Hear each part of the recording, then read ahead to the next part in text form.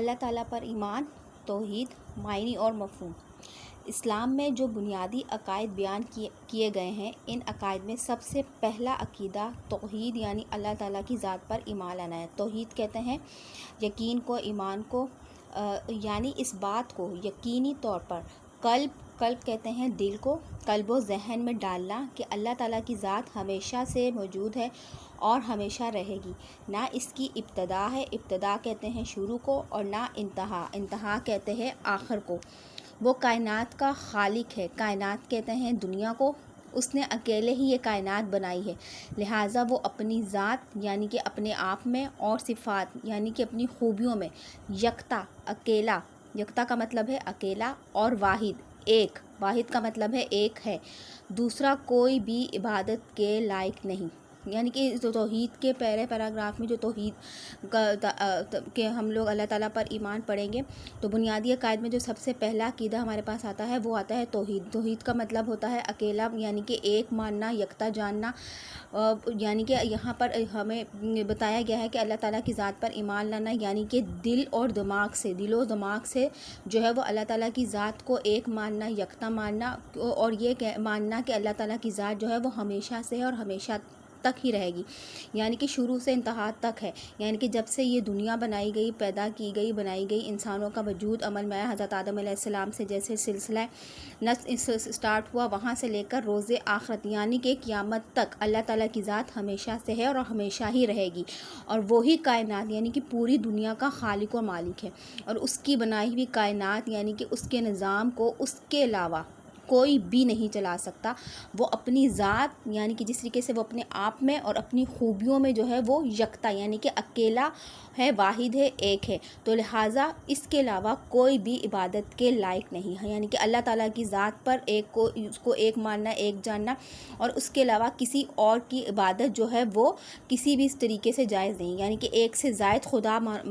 بنائے جائیں گے، ایک سے زائد معبود بنائے جائیں گے تو وہ شرک کہلاتا ہے۔ شرک سے مراد یہ ہے کہ اللہ تعالیٰ کی ذات و صفات میں کسی اور کو جو ہے وہ شریک ٹھہرانا جو ہے وہ شرک کہلاتا ہے، اور یہ کفر کے برابر ہے۔ کفر کے آ جاتے ہیں اب ہم لوگ توحید کے معنی اور مفہوم۔ توحید کے لفظی معنی ہے ایک ماننا، ایک سمجھنا، اکیلا جانا۔ بیٹا اس کا مطلب یعنی کہ توحید کے لفظی معنی بتائے گئے ہیں کہ ایک ماننا، ایک سمجھنا، ایک اکیلا جاننا۔ کس کو ایک ماننا، کس کو ایک سمجھنا، کس کو اکیلا جاننا؟ یعنی کہ اللہ تعالیٰ کی ذات کو صرف اور صرف وہی یکتا ہے، وہی اکیلا ہے، اس کے علاوہ کوئی دوسری ذات نہیں ہے۔ توحید سے مراد کائنات کے خالق یعنی پیدا کرنے والے کو تمام تر صفات یعنی کہ تمام تر خوبیاں جو کہ اللہ تعالیٰ کے 99 نیمز آپ لوگوں کو پتہ ہے، وہ نام، وہ صفات، اس کے ساتھ اکیلا ماننا اور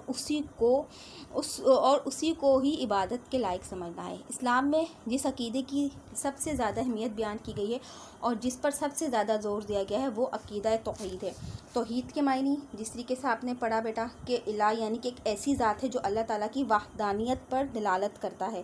اور الہ کے معنی ہے معبود جس کی عبادت کی جائے۔ الہ کون ہو سکتا ہے؟ ظاہر سی بات ہے جو خالق ہے، آپ کا جو مالک ہے، رازق ہے، جو ہر چیز پر قادر ہے اور سب سے زیادہ حکیم اور دانا ہے، سب سے زیادہ رحیم اور کریم ہے، یعنی کہ اپنی صفات، اس کی غرض کی کسی بھی صفت حسنہ میں یعنی کہ صفت حسنہ میں ان کی خوبیوں میں جو ہے وہ اس جیسا کوئی نہیں،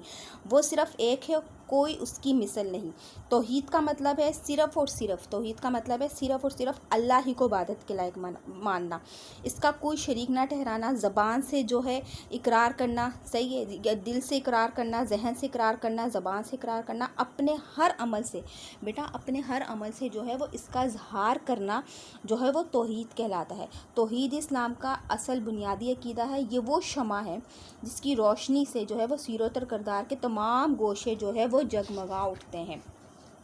تو لہٰذا یہ یہاں پر آ جاتے ہیں ہمارے پاس توحید کے معنی و مفہوم، اس کی ڈیفینیشنس آپ کو ایکسپلین کی ڈیٹیل میں کہ توحید کیا ہے اور اکیلا ماننا، اکیلا سمجھنا یہاں پر کس کو کہا گیا ہے۔ ہم سب جانتے ہیں کہ اللہ تعالیٰ نے اس دنیا میں اپنی مخلوق کی ہدایت یعنی کہ رہنمائی کے لیے، انسانوں کی رہنمائی کے لیے جتنے بھی نبی اور رسول بھیجے، ان سب کی تبلیغ یعنی کہ دعوت، اللہ تعالیٰ کی یعنی تبلیغ کہتے ہیں دعوت اسلامیہ کو، یعنی کہ اللہ تعالیٰ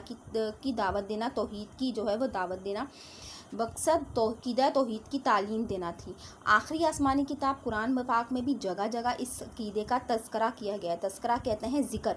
اس کی خاص وضاحت قرآن کریم کی سورہ اخلاص میں تفصیل سے بیان کی گئی ہے، جس میں توحید سے متعلق بنیادی باتیں بیان کی گئی ہیں۔ اللہ تعالیٰ نے ارشاد فرمایا ہے، کہو کہ وہ اللہ ایک ہے، اللہ بے نیاز ہے، یعنی کہ اس جیسا کوئی نہیں ہے، نہ کسی کا باپ ہے نہ کسی کا بیٹا، اور کوئی اس کا ہمسر نہیں، ثانی نہیں، اس کا مقابل نہیں، اس جیسا کوئی نہیں۔ تو عقیدہ توحید کی اہمیت کا اندازہ اس بات سے بخوبی لگایا جا سکتا ہے کہ جس طریقے سے حضرت آدم علیہ السلام سے لے کر نبی آخری زماں حضرت محمد صلی اللہ علیہ وسلم تک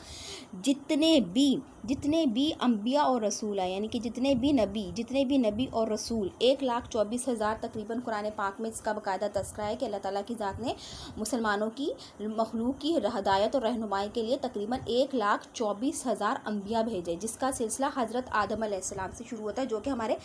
پہلے نبی اور رسول ہے، اور حضرت محمد صلی اللہ علیہ وآلہ وسلم پر جو ہے وہ عقیدہ رسالت جو ہے وہ رسالت اور نبوت کا سلسلہ ختم ہوتا ہے، وہ حضرت محمد صلی اللہ علیہ وسلم ہے۔ تو توحید کی اہمیت کا اندازہ اس بات سے بخوبی لگایا جا سکتا ہے کہ حضرت آدم علیہ السلام سے لے کر حضرت محمد صلی اللہ علیہ وآلہ وسلم تک جتنے بھی انبیاء اس دنیا میں تشریف لائے، سب نے توحید ہی کا درس دیا، توحید کے ماننے والوں کو آخرت میں عظیم اجر و ثواب کی بشارت دی، اور لوگوں کو شرک کی جتنی بھی صورتیں ہو سکتی تھی ان سب سے روکا، اور روکنے والوں کو آخرت کے عذاب سے ڈرایا۔ یہی وہ کلمہ توحید ہے جس کے اقرار سے ایک بے دین کافر یا مشرک دائرہ اسلام میں داخل ہو جاتا ہے۔ اب جو خود اللہ تعالیٰ، یہ وہ علم ہے، عقیدہ توحید جو ہے یہ وہ علم ہے جو اللہ تعالیٰ نے ہر زمانے میں اپنے نبیوں کے ذریعے انسانوں کے پاس بھیجا۔ اپنے نبیوں کے ذریعے جو ہے وہ اس دنیا میں جو ہے وہ تبلیغ کے لیے جو دعوت اسلامی، یعنی کہ انبیاء نے جتنے بھی اپنے مخلوق کی رہنمائی کے لیے جو تبلیغ کی، اس کا مین اور بنیادی مقصد ہی توحید تھا، عقیدہ توحید تھا، اور اسی کی روشنی کو جو تھا وہ عام کیا گیا۔ تو خود اللہ تعالیٰ نے ہر زمانے میں اپنے نبیوں اور رسولوں کے ذریعے انسانوں کے پاس بھیجا۔ یہی وہ عہد ہے جو ان سے لیا گیا، یہی وہ عہد ہے جو ہر نبی اور ہر پیغمبر سے لیا جاتا ہے۔ یہی وہ عہد کہتے ہیں بیٹا وعدے کو، یہی وہ عہد ہے جس کے اقرار سے دائرہ اسلام میں داخل ہوا جا سکتا ہے۔ اس الہ، یعنی کہ الہ کا مطلب ہے معبود، اور اللہ کے دو ایسے الفاظ ہیں جس کا مرتبہ لا انتہا بلند ہے۔ تو ان الفاظ کی موجودگی سے اس کلمے کا مرتبہ بلا انتہا بلند و بالا ہے۔ تو جو جہالت کے اندھیروں میں علم و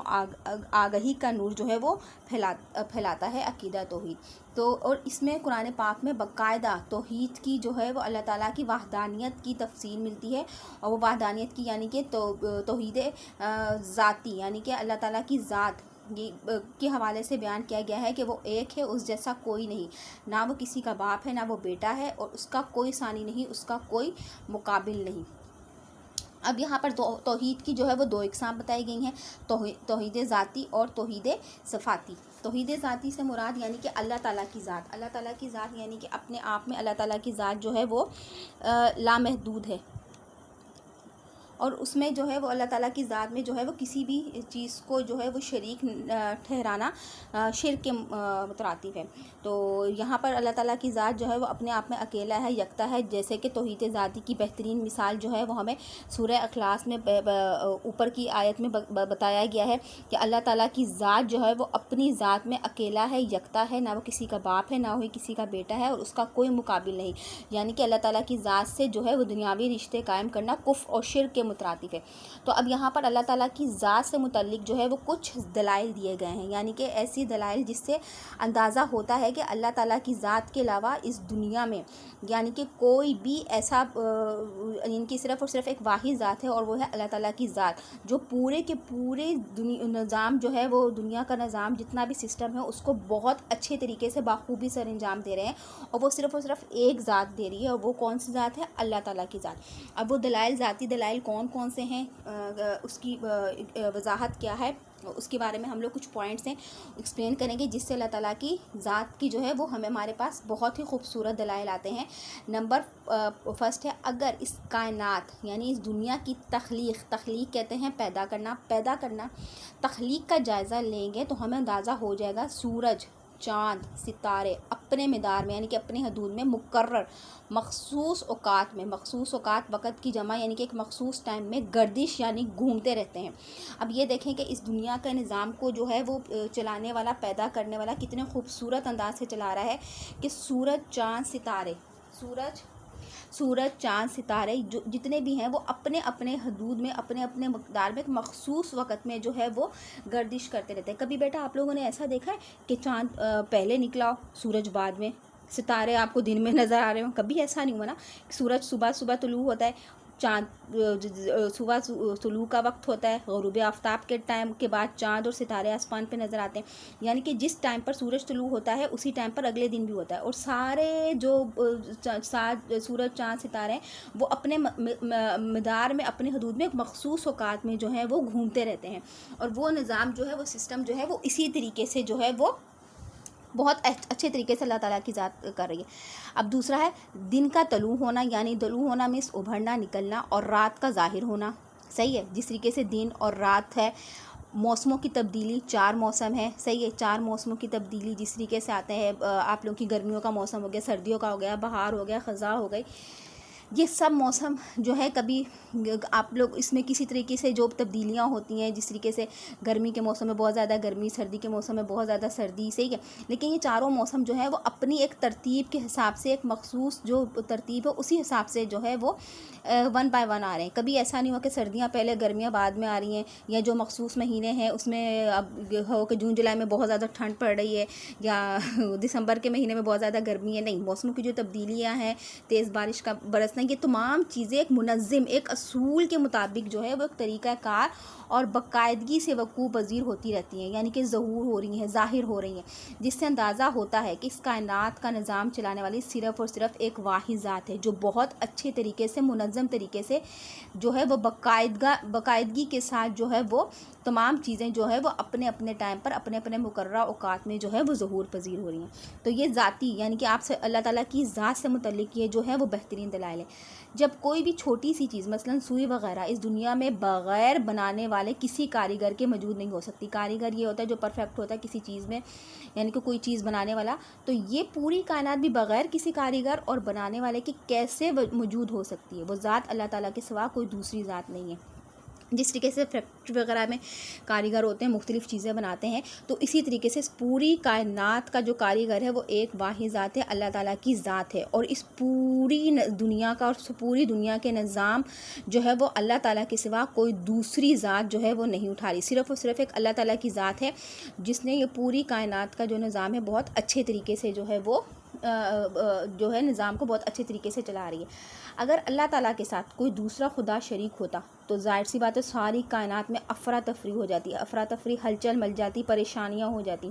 اور اس کائنات کا نظام دھرم بھرم ہو جاتا، یعنی کہ تباہ و برباد ہو جاتا۔ اب کیسے تباہ و برباد ہو جاتا، کیسے ہلچل مل جاتی؟ اگر فار ایگزامپل اگر یہاں پہ کہا جا رہا ہے کہ اللہ تعالیٰ کے علاوہ کوئی دوسرا خدا ہوتا تو ایک اور معبود ہوتا، تو وہ ایک معبود کہتا سورج مشرق سے نکلے گا، دوسرا مغرب سے نکلنے کو کہتا، اس طرح ہر نظام میں خرابی پیدا ہو جاتی اور دنیا میں فساد، فتنہ، لڑائی جھگڑے پھیل جاتے ہیں، جیسا کہ قرآن پاک میں ارشاد باری تعالیٰ ہے، سورۃ الانبیاء آیت نمبر 22 میں ارشاد ہوتا ہے، اگر آسمان اور زمین میں اللہ کے سوا اور معبود ہوتے تو زمین اور آسمان درہم بھرم ہو جاتے، یعنی کہ تباہ و برباد ہو جاتے۔ تو یہاں پر یہ بتایا گیا ہے کہ توحید کے ذاتی دلائل میں کہا ہے کہ اللہ تعالیٰ کی ذات کے علاوہ کوئی دوسرا شریک نہیں، صرف اور صرف اللہ تعالیٰ کی ذات جو ہے وہ واحد ہے، لا شریک ہے، یعنی کہ اس کا کوئی شریک نہیں ہے، اور اس پوری کائنات کا جو نظام ہے وہ اللہ تعالیٰ کی ذات چلا رہی ہے۔ اگر ایک سے زائد خدا ہوتے تو یہ نظام جس طریقے سے کائنات کا اتنا خوبصورت نظام جو تخلیق یعنی کہ پیدا کرنے والا، کائنات کی تخلیق کرنے والا ہے ایک واحد ذات، اگر اس کے ساتھ کوئی دوسرا شریک ہو جاتا تو دنیا میں ہلچل مل جاتی، ہر طرف تباہ و بربادی جو ہے وہ ہو جاتی، کیونکہ اگر ایک خدا کہتا ہے یہ والا کام ہونا چاہیے، دوسرا خدا کہتا ہے نہیں اس کو اس طریقے سے نہیں، اس طریقے سے ہونا چاہیے، تو وہاں پر پھر جو تھی اس نظام میں خرابیاں پیدا ہو جاتی، اس طریقے سے دنیا میں فساد، لڑائی اور جھگڑے جو ہیں وہ پیدا ہوتے ہیں۔ تو اس طریقے سے اللہ تعالیٰ کے ذاتی دلائل بتائے گئے ہیں کہ اللہ تعالیٰ کی ذات کے علاوہ کوئی دوسرا جو ہے وہ کوئی دوسرا خدا نہیں ہے، صرف اور صرف واحد اللہ تعالیٰ کی ایک ذات ہے جو صرف عبادت کے لائق ہے، اور اس کے علاوہ کسی بھی شخص کی جو کسی کے بھی آگے سجدہ ریز ہونا کفر اور شرک کے مترادف ہے۔